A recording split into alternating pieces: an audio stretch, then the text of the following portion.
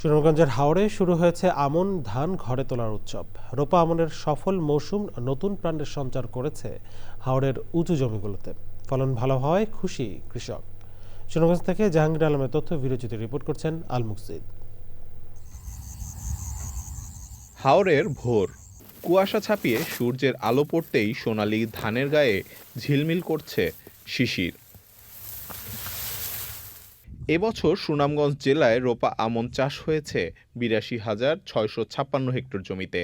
উপসি, hybrid ও স্থানীয় জাত মিলিয়ে ধান উৎপাদনের লক্ষ্যমাত্রা ২,১৬,৯৯৭ মেট্রিক টন।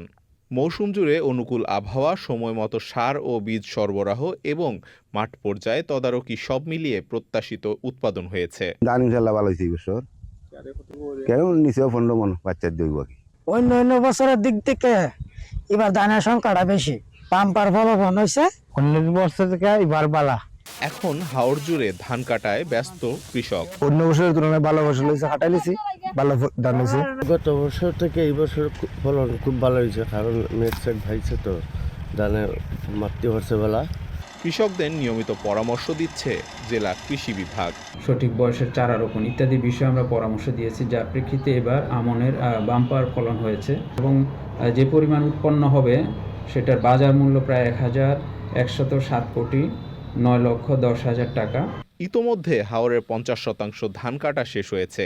বাকি জমির ধান কাটা শেষ হতে আরও ১০ থেকে ১৫ দিন লাগতে পারে। আল মুকসিদ, চ্যানেল আই।